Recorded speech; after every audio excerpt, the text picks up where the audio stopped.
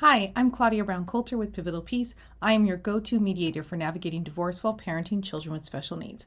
I'm also a registered legal document assistant, LDA, based in the greater Los Angeles area.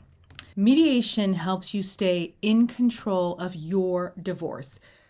One of the things that is so scary about divorce is that you're not in control. Not only do you feel like I don't even know who this person is anymore, you're not in control. You have no idea what is going to happen. But it doesn't have to be that way. This is why people choose mediation, because it empowers you to make your own decisions, to have private conversations, and really help you create a parenting plan that meets the needs of your children, especially if they have special needs. So, mediation keeps you in the driver's seat. In a traditional divorce, a judge decides what happens with your assets and debts and your children. Did that make a lot of sense? The judge went to law school. They did a lot of studying. They did a lot of practicing. They're an upstanding individual. They know the law, but they don't know you. They don't know you. They don't know your kids. Why are we leaving these decisions in the hands of a stranger? Sometimes you have to. But why would you just be like, I'm going to see you in court. Let the judge decide. Don't do that. Don't do that. A judge should be your last resort. So, this is why mediation is so empowering, because you and your spouse get to make these decisions. But you're like, Claudia, if we could actually make these decisions, we probably wouldn't be getting a divorce, because we would actually know how to communicate with one another. I know, I got you. This is why we're having a conversation with a mediator. It was so funny. Last night, we were at an open house for a school that my child is looking at. And he and his dad were talking. And his dad started to get upset. And then he started to get upset. And then my son was like, you said blah, blah, blah. And his dad was like, actually, I said this. I'm just walking, minding my own business. So I stopped them and I said, listen, as a mediator, this is what I heard. This is what your dad actually said, not that. And then my son was like, oh, and was able to answer the question and get rid of his offense. So this is what a mediator does. They listen. They're in it, but they're not in it. They're listening to the conversation, but they're not part of the conflict or the drama. So they can really help you stop. And sometimes we get ahead of ourselves and we're like, but you said this and this. And none of that was said. So a mediator can really help you have these conversations so that you guys can make these decisions together.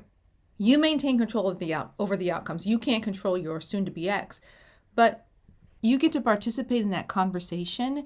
And it's amazing how many people actually don't want to go to court, even when they're jerks. They actually don't really want to go to court.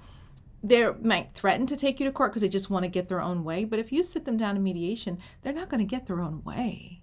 Mediation is about everyone, not one person. There is more control. Mediation can be less stressful and more flexible. So divorce is stressful any way you slice it, so don't get me wrong. But it's not like you're going to be surprised in court. You're going to walk into court and see all these strangers, or maybe the paramour is there, okay? And the new boyfriend is there. Nope, it's private. So there's fewer surprises. It's going to be lower cost. Now, obviously, if you just go and represent yourself in court, which is probably not the best idea, that's going to cost you a day at work and parking and time. But it's lower cost than if you hire an attorney. And let me remind you something too. Time is money.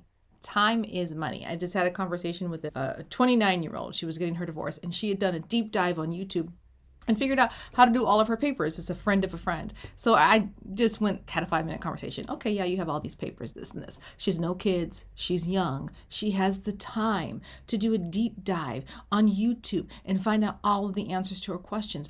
But time is money.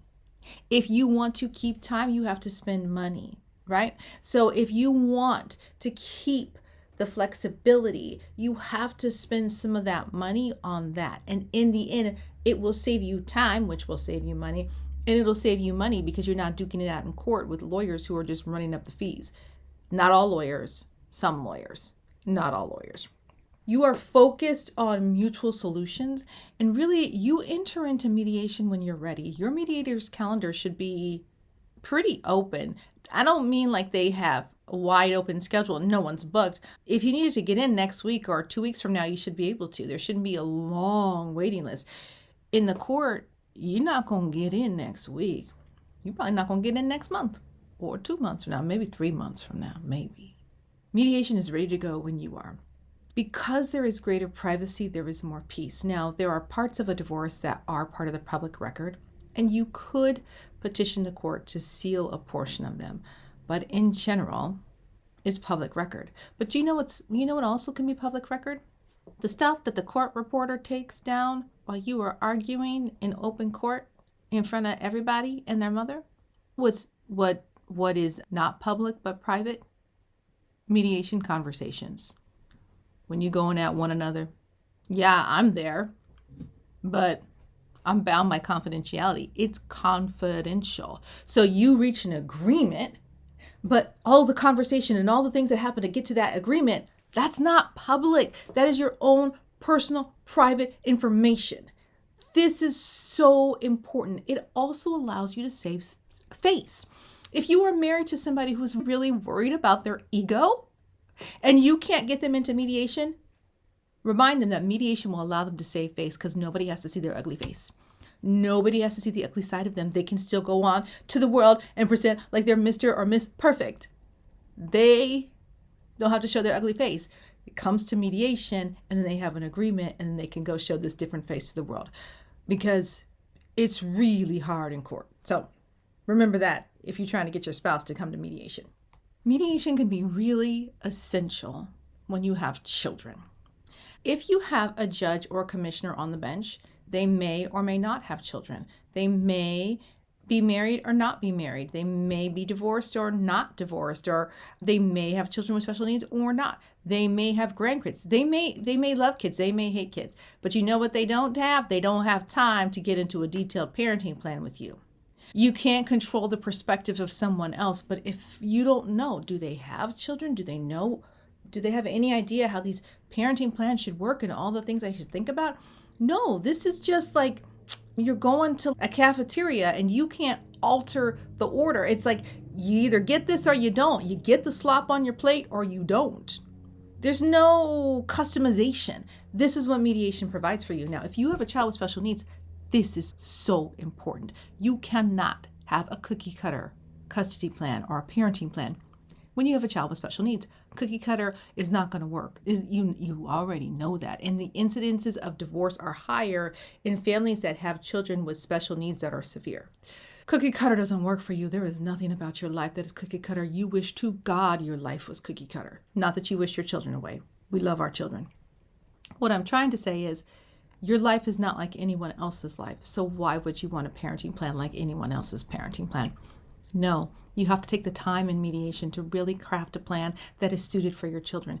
And it's not uncommon for people in mediation to try out something. Let's see if this will work. Or let's gradually shift the children in this direction instead of cold to hot like that. Give them time to warm up to the situation. Mediation also allows you to talk about their unique needs, how the school is impacting things, what your IEP process is. Maybe you're not even in agreement about the IEP and what type of services your child needs. You can try to get on the same page inside of mediation so that when you go back to the IEP table, because you still have your legal rights, you go back to the IEP table as a divorced couple, you can help negotiate and advocate for your child in a manner that is best for them. Mediation can also help you do that. So what I can do as a legal document assistant and a mediator, I can help facilitate these conversations. I can help you with filing your paperwork to make sure everything is in the correct order, that the court will accept them. And if they don't, because sometimes courts change their rules and they come back and you just resubmit. But remember when I was telling you about the 29-year-old who had a lot of time? If you ain't got a lot of time, this is where I come into play. I can take that from you. I can take that burden of that job from you. You spend a little bit of time, and I spend my time on your forms, documenting your information, helping you mediate so that you can stay out of court. And yes, you can file a divorce in California and never, ever go to court, and I can help you do that. So Mediation puts the power in your hands. This is your life. These are your children. These are your assets and debts. It should be in your hands how you guys decide what you want to do with it. Because most people, even when they're getting a divorce, they agree about some things. And they can agree about most everything with given a little bit of time. Mediation is peaceful. You can bring your drama, but it's not going to last long. You're just going to sit there, waste your money. It behooves you, yes, I said that word, to be peaceable. You can really help. It helps you move forward with confidence and clarity because mediation is really focused on the future. So before you come to mediation, it does help to have dealt with the emotions of the divorce so that you can move on and make these agreements and just keep on going and not look back. You don't want to look back with regret. You want to just look forward with hope and light in your eyes that there is a brighter tomorrow. So if you're ready to explore mediation, or maybe even you just need help with paperwork, I am here to help. There is a link where you can schedule a call in the description of this video. Now, if you found this video useful, please like and subscribe. If you know someone who could benefit from this video, please be a good friend and share.